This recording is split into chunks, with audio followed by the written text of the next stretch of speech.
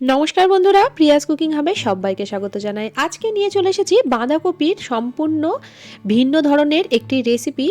রোজ রোজ বাঁধাকপির ঝাল বা বাঁধাকপির তরকারি খেতে যখন আর ভালো লাগে না, তখন সম্পূর্ণ অন্যরকম ধরনের এই রেসিপিটা একবার হলেও ট্রাই করে দেখতে পারেন।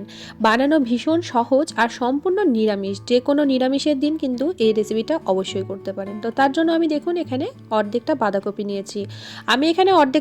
নিয়েছি। আপনারা এখানে বাঁধাকপিটা আপনাদের যতটা দরকার সেরকমভাবে নিয়ে নেবেন।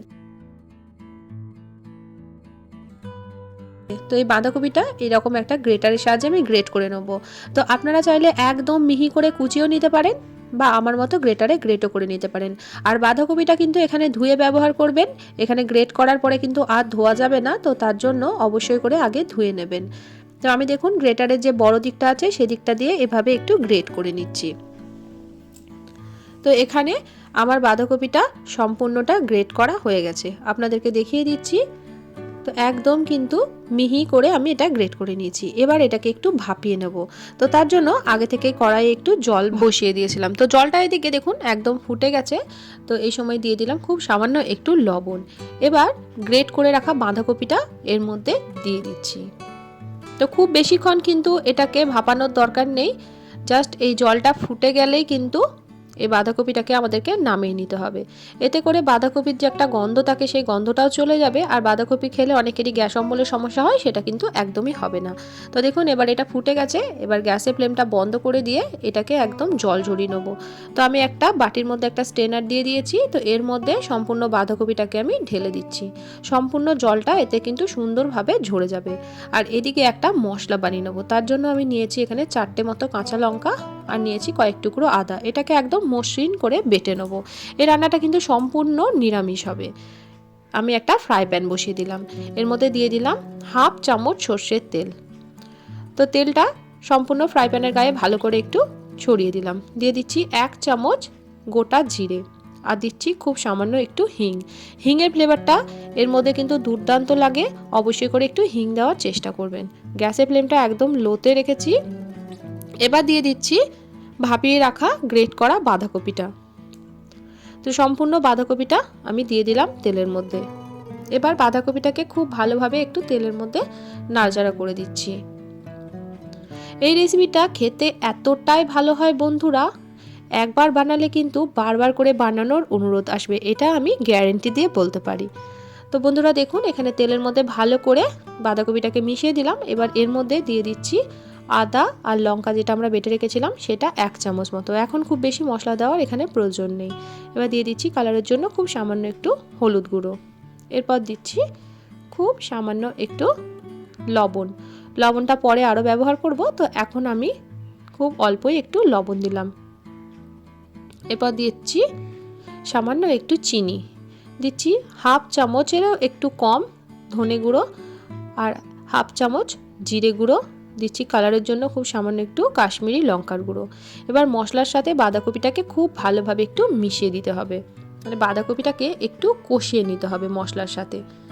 যতক্ষণ না মশলার কাঁচা গন্ধটা যাচ্ছে ততক্ষণ পর্যন্ত কিন্তু বাঁধাকপিটাকে একদম লো ফ্লেমে রেখে একটু কষিয়ে নিতে হবে। আর এদিকে বাঁধাকপিটা কষানো হোক, আর ওইদিকে আমরা একটু বেসন নিয়ে নিচ্ছি। তো সবার প্রথমে আমি এই বাটির 1/2 বাটি বেসন আমি নিয়ে নিয়েছি, আর বেসনটাকে ভালো করে একটু চেলে নিতে হবে, যাতে বেসনের মধ্যে কোনো দলাভাব না থাকে সেটা একটু খেয়াল রাখতে হবে। তো তার জন্য অবশ্যই করে একটু চেলে বেসনটা ব্যবহার করলেই ভালো হয়। তো বেসনটাকে খুব ভালোভাবে এখানে আমি চেলে নিয়েছি। আর আমি এখানে ছোলার বেসন নিয়েছি, আপনারা যে কোনো বেসন কিন্তু এখানে নিয়ে নিতে পারেন। তো দেখুন বেসনটা আমার খুব ভালোভাবে চালা হয়ে গেছে। এবার যে বাটির মাপ করে আমরা বেসন নিয়েছি সেই বাটির 1 বাটি জল আমরা দিয়ে দিলাম এখানে। 1/2 বাটি বেসনের জন্য 1 বাটি জলই যথেষ্ট, মানে যতটা বেসন নেবেন তার ডবল এখানে জলটা দিতে হবে। তো একদম একটা পাতলা করে একটা বেসনের গোলা আমাদেরকে তৈরি করে নিতে হবে। এই গোলার মধ্যে যেন কোনো রকম লাম্পস না থাকে সেটা কিন্তু একদম খেয়াল রাখতে হবে। তো চামচের সাহায্যে ভালো করে এটাকে গুলে নিচ্ছি আমি। তো বন্ধুরা আজকের রেসিপিটা কে কোথা থেকে দেখছেন অবশ্যই আমাকে কমেন্ট করে জানাবেন। আপনাদের কমেন্টেই কিন্তু আমি রান্নার উৎসাহ পাই। তো বন্ধুরা কাছে বা দূরে যে যেখান থেকে দেখছেন আমার চ্যানেলটিতে নতুন এসে থাকলে চ্যানেলটিকে সাবস্ক্রাইব করে পাশে থাকার অনুরোধ রইল। এখানে দেখুন আমার বেসনের গোলাটাও হয়ে গেছে, আর এদিকে বাঁধাকপিটাও কিন্তু সুন্দরভাবে কষানো হয়ে গেছে। তো এবার যে বেসনের গোলাটা আমরা তৈরি করে রেখেছি সেই বেসনের গোলাটা এর মধ্যে দিয়ে দিচ্ছি। এই বাঁধাকপির মধ্যে বেসনের গোলাটা দিয়ে কিন্তু কন্টিনিউ কিন্তু খুন্তি দিয়ে নাড়িয়ে যেতে হবে, আর গ্যাসের ফ্লেমটা এখন লো টু মিডিয়ামে করে দিয়েছি। এই কাজটা করতে কিন্তু একটু সময় লাগবে, প্রায় 7 থেকে 8 মিনিট মতো সময় লাগবে। 7 থেকে 8 মিনিট কিন্তু অনবরত খুন্তিটাকে নেড়ে যেতে হবে, এটা না নাড়লে কিন্তু তলায় একদমই ধরে যাবে। তো এভাবে একটু নাড়াচাড়া করতে হবে। তো নাড়াচাড়া করতে করতে যখন দেখবেন এই ফ্রাই প্যান থেকে ব্যাটারটা ছেড়ে যাচ্ছে, তখনই বুঝতে পারবেন যে আমাদের এটা একদম রেডি হয়ে গেছে। তো এখনও কিন্তু আমাদের এটা তৈরি হয়নি, এখনও দেখুন আমি অনবরত নেড়ে যাচ্ছি। তো এখন দেখুন অনেকটাই শুকিয়ে গেছে, আরও একটু কিন্তু আমাদেরকে শুকিয়ে নিতে হবে।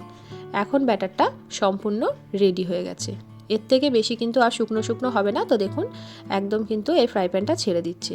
এবার একটা প্লেট নিয়ে নিয়েছি, প্লেটের মধ্যেও আমি একটু সর্ষের তেল বুলিয়ে নিয়েছি, অবশ্যই করে একটু তেল বুলিয়ে নেবেন। এবার যে ব্যাটারটা আমরা তৈরি করলাম সেটাকে এখানে দিয়ে দিতে হবে। তো এর মধ্যে দিয়ে সুন্দরভাবে একটা চারকোনা মতো আমি শেপ দিয়ে দেবো।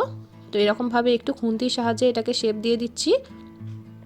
আপনারা খুন্তি বা স্প্যাচুলা যে কোনো কিছুর সাহায্যে কিন্তু এই শেপটা দিয়ে দিতে পারেন। বাঁধাকপি আর হাফ কাপ বেসন দিয়ে এতটা দুর্দান্ত একটা রেসিপি একবার না বানালে আপনারা কিন্তু বুঝতেই পারবেন না।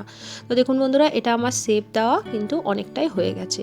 তো আমি এখানে খুন্তির সাহায্যে এটাকে একটু চারকোনা মতো শেপ দিয়ে দিচ্ছি। তো আপনারা কিন্তু গোটা থালাটাতেও ছড়িয়ে দিতে পারেন। তো আমি একটু শেপ দিয়ে দিলাম। তো দেখুন এখানে একটা চাকুর সাহায্যে ওপরের দিকটা একটু প্লেন করে দিচ্ছি, যাতে এটা দেখতে বেশি ভালো লাগে। তো এইভাবে একটু চাকুর সাহায্যে ধারগুলোও আমি একটু ঠিক করে দিচ্ছি। এটাকে কিন্তু ঠান্ডা করে নিতে হবে, গরম অবস্থায় কিন্তু এটা আমাদের রান্না করা যাবে না। এটাকে আমি একটু ঠান্ডা করে নিচ্ছি। তো চলুন এটাকে একটু ঠান্ডা করে নিয়ে তারপরে ফিরে আসছি।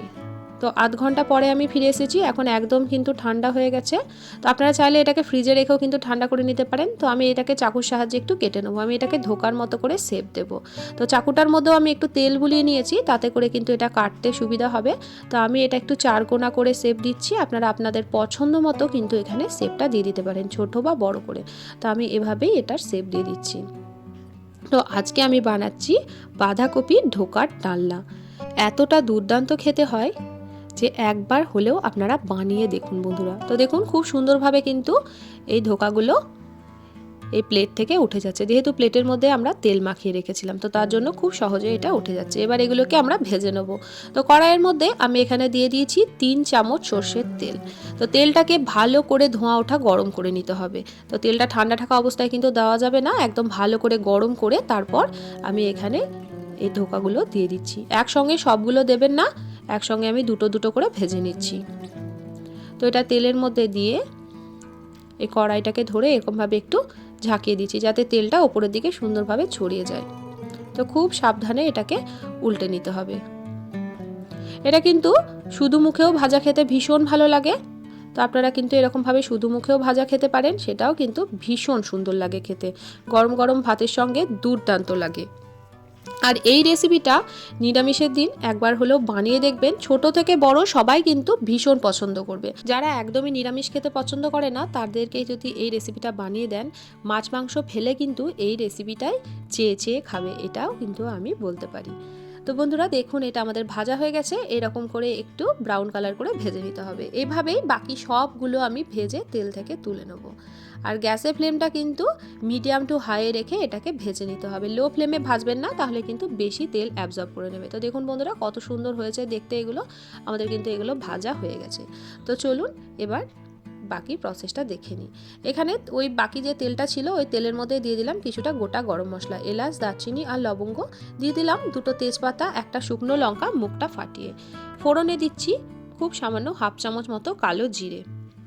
ফোড়ন থেকে মিষ্টি গন্ধ বেরালে আমি এখানে দিয়ে দিচ্ছি দুটো মাঝারি সাইজের আলু। আলুটাকে আমি আগে কেটে একটু ভাপিয়ে এখানে ব্যবহার করেছি। আপনারা চাইলে কাঁচা আলুরও ব্যবহার করতে পারেন, তবে আমি আজকে আলুটাকে একটু সেদ্ধ করে এখানে ব্যবহার করেছি। খুব বেশি কিন্তু সেদ্ধ করিনি, আলুটা এখানে 80% মতো সেদ্ধ করা আছে। এখানে দিয়ে দিলাম খুব সামান্য একটু হলুদ আর কালারের জন্য কাশ্মীরি লঙ্কার গুঁড়ো। দিয়ে দিচ্ছি 1 চামচ ধনে গুঁড়ো আর 1 চামচ জিরে গুঁড়ো। এরপর এর মধ্যে দিয়ে দিচ্ছি কাঁচা লঙ্কা আর আদা যেটা আমরা বেটে রেখেছিলাম সেটা 2 চামচ। দিয়ে দিচ্ছি একটা ছোট্ট সাইজের টমেটো, আপনারা চাইলে কিন্তু এখানে টমেটো পিউরিরও ব্যবহার করতে পারেন। তো খুব ভালোভাবে মশলাটাকে একটু কষিয়ে দিচ্ছি। যেহেতু এখানে গুঁড়ো মশলার ব্যবহার করেছি, তলায় যাতে ধরে না যায়, তো তার জন্য খুব সামান্য একটু জল দিয়ে দিলাম। তো এবার মশলাটাকে খুব ভালো করে কষিয়ে নিতে হবে যতক্ষণ না পর্যন্ত মশলা থেকে তেল ছাড়ছে। তো দেখুন মশলা থেকে কিন্তু তেল ছাড়তে লেগে গেছে। এই পর্যায়ে আমি দিয়ে দিলাম খুব সামান্য একটু লবণ। লবণটা কিন্তু এখানে বুঝে ব্যবহার করতে হবে, আগেও কিন্তু আমরা বড়াটা ভাজার সময় লবণ দিয়েছি। যেহেতু নিরামিষ রান্না, খুব সামান্য একটু চিনি দিলাম। চিনিটা আপনারা খেতে পছন্দ না করলে চিনিটা স্কিপ করতে পারেন, তবে নিরামিষ রান্নায় একটু চিনি দিলে টেস্টের ব্যালেন্সটা হয়। তো আবারও লবণ আর চিনিটা খুব ভালোভাবে মশলার সঙ্গে মিশিয়ে দিচ্ছি। তো বন্ধুরা, আমাদের এখানে কিন্তু মশলাটা সুন্দরভাবে কষানো হয়ে গেছে। এবার এখানে দিয়ে দিচ্ছি গরম জল। অবশ্যই করে কিন্তু এখানে গরম জলটা দেবে। কোনো রান্নায় গরম জলটা ব্যবহার করলে রান্নার কিন্তু স্বাদটা ভীষণ ভালো লাগে। তো এখানে জলটা দিয়ে ভালো করে মিশিয়ে দিলাম। এবার ঝোলটাকে ফুটতে দিতে হবে। তো ঝোলটা ভালো করে ফুটে যাওয়ার পর এর মধ্যে আমরা ভেজে রাখা ধোকাগুলো অ্যাড করে দেবো। তো দেখুন বন্ধুরা, এখানে ঝোলটা খুব ভালোভাবে ফুটে গেছে। তো ঝোলটাকে আবারও একটু খুন্তির সাহায্যে নাড়াচাড়া করে দিলাম। তো এরপর ধোকাগুলো এর মধ্যে দিয়ে দিচ্ছি। তো এই কাজটা খুব সাবধানে করতে হবে, কারণ খুব হালকা হাতে কিন্তু এটাকে নেড়ে চেড়ে দিতে হবে, না হলে কিন্তু ধোকাগুলো ভেঙে যেতে পারে। তো সব ধোকাগুলো আমাদের দেওয়া হয়ে গেছে।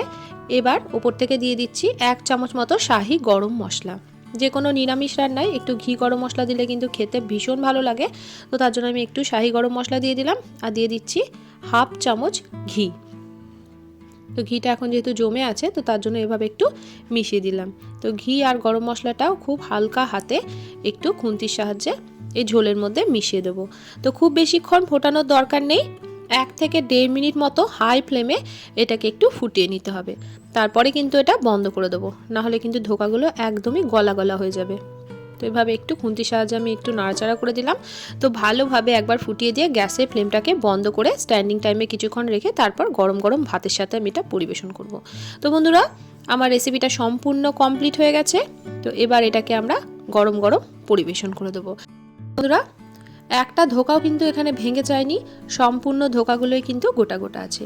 আর এদিকে দেখুন আমি এটাকে সার্ভ করে নিয়েছি। তো আজকের রেসিপি কেমন লাগলো অবশ্যই আমাকে কমেন্ট করে জানাবেন। আমার চ্যানেলে নতুন বন্ধু হয়ে থাকলে চ্যানেলটিকে সাবস্ক্রাইব করে পাশে থাকার অনুরোধ রইল। পাশে থাকা বেল বাটনটিকে প্রেস করে অল নোটিফিকেশনটা অন করে রাখবেন, যাতে নিত্য নতুন কোনো রেসিপি দিলে সবার আগে আপনাদের কাছে নোটিফিকেশান পৌঁছে যায়। রেসিপি ভালো লাগলে প্রিয়জনদের সঙ্গে শেয়ার করতে কিন্তু ভুলবেন না বন্ধুরা। আজকের মতো আসি, দেখা হবে অন্যদিন অন্য একটা রেসিপির সাথে।